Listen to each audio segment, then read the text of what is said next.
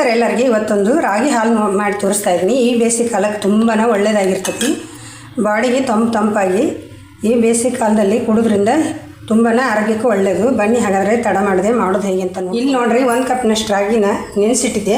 ಹಿಂದಿನ ದಿನ ರಾತ್ರಿನ ನೆನೆಸಿಟ್ಟಿದ್ದೆ. ಈಗ ಬೆಳಿಗ್ಗೆ ಆದರೂ ಮಾಡ್ಕೊಳ್ಳಿ, ಸಾಯಂಕಾಲ ಆದರೂ ಮಾಡ್ಕೊಳ್ಳಿ. ರಾಗಿ ಹಾಲು ಈ ಬೇಸಿಗೆಗೆ ತಂಪಾಗಿ ಮಾಡುವಂಥ ರಾಗಿ ಹಾಲು.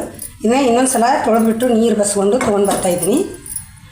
ಈ ತೊಳ್ಕೊಂಡು ತಂದಂಥ ರಾಗಿನ ಒಲೆ ಮೇಲೆ ಒಂದು ಪಾತ್ರೆ ಇಟ್ಟಿದ್ದೀನಿ. ಗ್ಯಾಸ್ ಮೇಲೆ ಆನ್ ಮಾಡಿ ಪಾತ್ರೆ ಇಟ್ಟು ಇವನ್ನ ರಾಗಿ ಹಾಕ್ಕೊಳ್ತಾ ಇದ್ದೀನಿ. ಸ್ವಲ್ಪ ಹುರ್ಕೊಳ್ಬೇಕಾಗುತ್ತೆ. ಹುರ್ಕೊಳ್ಳೋದ್ರಿಂದ ಏನಾಗುತ್ತಂದರೆ ಸ್ವಲ್ಪ ಹಸಿ ಸ್ಮೆಲ್ ಅನ್ನೋದು ಎಲ್ಲ ಹೊರಟೋಗುತ್ತೆ, ಚೆನ್ನಾಗಿ ಬರ್ತೈತೆ ಹಾಲು. ಹಾಗಾಗಿ ಸ್ವಲ್ಪ ಬಿಸಿ ಮಾಡಿಕೊಂಡ್ರೆ ಸಾಕು. ನೋಡಿ, ಕೈಯಾಡಿಸ್ತಾನೆ ಮೀಡಿಯಮ್ ಫ್ಲೇಮ್ ಇಟ್ಕೊಂಡು ಚೆನ್ನಾಗಿ ಕೈಯಾಡಿಸ್ತಾನೆ ಹುರ್ಕೊಳ್ಳಿ. ನೋಡಿ, ಇಷ್ಟು ಹುರ್ಕೊಂಡ್ಮೇಲೆ ಸಾಕು, ಇಷ್ಟ ಆದರೆ ಸಾಕು. ನೋಡಿ ಯಾವ ರೀತಿ ಕಲರ್ ತಿರುಗಿದೆ. ಇಷ್ಟು ಹುರ್ಕೊಂಡ್ಮೇಲೆ ಇನ್ನು ತಣ್ಣಗಾಗಿ ಕೊಡ್ತಾಯಿದ್ದೀನಿ. ಹಾಗೆಯೇ ಈ ಸೈಡಿಗೆ 1 ಕಪ್ನಷ್ಟು ರಾಗಿ ತೊಗೊಂಡಿದ್ದೆ, 1 ಕಪ್ನಷ್ಟು ಬೆಲ್ಲ ತೊಗೊಂಡಿದ್ದೀನಿ. ನೀವು ಬೆಲ್ಲ ನಿಮ್ಮ ಸಿಹಿಗೆ ಅನುಗುಣವಾಗಿ ಹೆಚ್ಚು ಕಡಿಮೆ ಮಾಡ್ಕೋಬೋದು. ಇಲ್ಲೇ 1 ಕಪ್ನಷ್ಟು ತೆಂಗಿನ ತೆಂಗಿನದು ತುರಿದ್ಬಿಟ್ಟು ತೊಗೊಂಡಿದ್ದೀನಿ. ಹಸಿ ತೆಂಗಿನಕಾಯಿ ತುರಿ. ಮತ್ತು ಇಲ್ಲಿ 1 ಚಮಚದಷ್ಟು ಸಬ್ಜಾ ಸೀಡ್ಸ್ ನೆನೆಸ್ತಾ ಇದ್ದೀನಿ. ನಿಮ್ಮ ಕಡೆ ಇದ್ದರೆ ಹಾಕೊಳ್ಳಿ, ಇಲ್ಲ ಅಂದರೆ ಹಾಕಬೇಕಂತೇನಿಲ್ಲ. 1 ಸ್ಪೂನ್ನಷ್ಟು ಹಾಕಿ ಇದಕ್ಕೆ ನೀರು ಹಾಕಿ ನೆನೆಸ್ತಾ ಇದ್ದೀನಿ. ಅದು ಹಾಕೋದ್ರಿಂದ ತುಂಬ ಒಳ್ಳೆಯದು. ಯಾಕಂದರೆ ಈ ಬೇಸಿಗೆಗಾಲದಲ್ಲಿ ತಂಪಾಗಿರ್ತದೆ, ಬಾಡಿ ತುಂಬ ಚೆನ್ನಾಗಿರುತ್ತೆ. ಹಾಕ್ಕೊಂಡ್ರೆ ಕುಡಿಲಿಕ್ಕೆ ತುಂಬ ತಂಪಾಗಿರ್ತೈತಿ. ಹಾಗಾಗಿ ಸ್ವಲ್ಪ ಹಾಕಿದರೆ ಒಳ್ಳೆಯದು. ನೋಡಿ, ಇದು ನೆನಿಲಿ 1 ನಿಮಿಷ ಕೂಡ ಬೇಕಾಗಿಲ್ಲ. ಅದು ನೆನಿಲಿಕ್ಕೆ ತುಂಬ ಸುಲಭವಾಗಿ ನೆನೆಸ್ಕೋಬೋದು. ನೋಡಿ, ಒಂದು ಮಿಕ್ಸಿ ಜಾರ್ ತೊಗೊಂಡು ಆವಾಗಲೇ ಹುರಿದಿದ್ವಲ್ಲ ರಾಗಿನ ಎಲ್ಲನೂ ಇದಕ್ಕೆ ಹಾಕ್ಕೊಳ್ತಾ ಇದ್ದೀನಿ. ಮಿಕ್ಸಿ ಜಾರಿಗೆ ರಾಗಿ ಹಾಕಿದ ಮೇಲೆ ಇಲ್ಲಿ 1 ಕಪ್ನಷ್ಟು ತೆಂಗಿನ ತುರಿ ಹಾಕ್ಕೊಳ್ತಾ ಇದ್ದೀನಿ. ಹಾಗೆ ತೊಗೊಂಡಿರೋಂಥ ಬೆಲ್ಲ ಹಾಕ್ಕೊಳ್ತಾ ಇದ್ದೀನಿ.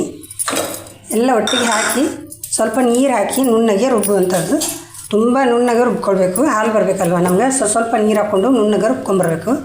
ನೋಡಿ, ರುಬ್ಕೊಂಬಂದಂಥ ರಾಗಿ ಹಾಲು ಒಂದು ಸಾಣಿಗೆ ಸಹಾಯದಿಂದ ಸೋಸ್ಕೊಳ್ತಾ ಇದ್ದೀನಿ. ಸೋಸ್ಕೊಂಡು ಇದನ್ನು ನೀಟಾಗಿ ಮತ್ತು ಹೊಳ್ಳಿ ಪುನಃ ಹಾಕ್ಕೊಂಡು ರುಬ್ಬಬೇಕು.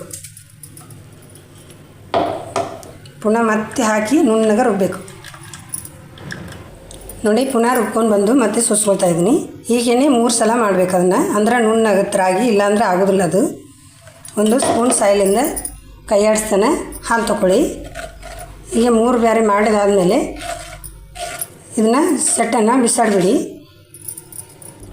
ನೋಡಿ, 1 ಕಪ್ ರಾಗಿಗೆ ಒಂದು 4ರಿಂದ 5 ಗ್ಲಾಸ್ನಷ್ಟು ಹಾಲು ಬಂದಿದೆ. ಈ ರೀತಿ ಮಾಡಿ ನಾವು ಫ್ರಿಜ್ಜಲ್ಲಿ ಇಟ್ಬಿಟ್ರೆ ಬೇಕಾದಾಗ ಸಂಜೆ ಆಗಲಿ ಬೆಳಗ್ಗೆ ಆಗಲಿ ಇನ್ನು ಕುಡಿದ್ರಿಂದ ಆರೋಗ್ಯಕ್ಕೂ ಒಳ್ಳೆಯದು. ನೋಡಿ, ಬೇಕಾದಾಗ ಕುಡಿಬೋದು. ಮಾಡಿಕೊಂಡು 1 ಕಪ್ ರಾಗಿ ನೆನೆಸಿಟ್ಕೊಂಡ್ಬಿಟ್ರೆ ನೋಡಿ ಇಷ್ಟು ದಿಢೀರಂತ ಮಾಡ್ಕೊಂಡ್ಬಿಡ್ಬೋದು. ನೀವು ಸಹ ಮಾಡಿ ನೋಡಿದ್ರಲ್ಲ ರಾಗಿ ಅಲ್ಲಿ ಯಾವ ಥರ ಮಾಡೋದು ಅಂತ. ತುಂಬ ಸುಲಭವಾಗಿ ಮಾಡ್ಕೋಬೋದು. ನಾನಿಲ್ಲೇ ಗ್ಲಾಸಿಗೆ ಹಾಕಿ ಕೂಡ ತೋರಿಸ್ತಾ ಇದ್ದೀನಿ ನಿಮಗೆ. ನೋಡಿ, ಆವಾಗಲೇ ಏನು ನೆನೆಸಿಟ್ಟಿದ್ವಲ್ಲ ಸಬ್ಜಾ ಸೀಡ್ಸ್, ಅದನ್ನು ಕೂಡ ಹಾಕ್ಕೊಳ್ತಾ ಇದ್ದೀನಿ. ಕಾಮಕಸ್ತೂರಿ ಬೀಜನೂ ಒಂಥರ, ಸಬ್ಜಾ ಸೀಡ್ಸು ಒಂಥರ ಇದಕ್ಕೆ. ನೋಡಿ, ಇದನ್ನು ಹಾಕಿದಾದಮೇಲೆ ಹಾಲು ಹಾಕ್ತಾ ಹೋಗ್ತಾಯಿದ್ದೀನಿ. ಈ ಬೇಸಿಗೆಗೆ ಹೇಳಿ ಮಾಡಿಸಿದಂಥ ರೆಸಿಪಿ ಇದು. ನೀವು ಸಹ ಟ್ರೈ ಮಾಡಿ ಆದಮೇಲೆ ಗೊತ್ತಾಗ್ತದೆ. ತುಂಬ ತಂಪಾಗಿರ್ತೈತಿ. ಮತ್ತು ಇನ್ನೊಂದು ಸಲ ಮಾಡಿ ಕುಡಿತಾ ಇರ್ತೀರಿ. ಅಷ್ಟು ಚೆನ್ನಾಗಿರುತ್ತೆ ರಾಗಿ ಹಾಲು. ಬೇಸಿಗೆ ದಿನಕ್ಕೆ ತುಂಬ ತಂಪಾಗಿರ್ತೈತಿ. ನೀವು ಸಹ ಮಾಡಿ ಹೇಗೆ ಬಂತಂತ ತಿಳಿಸಿ.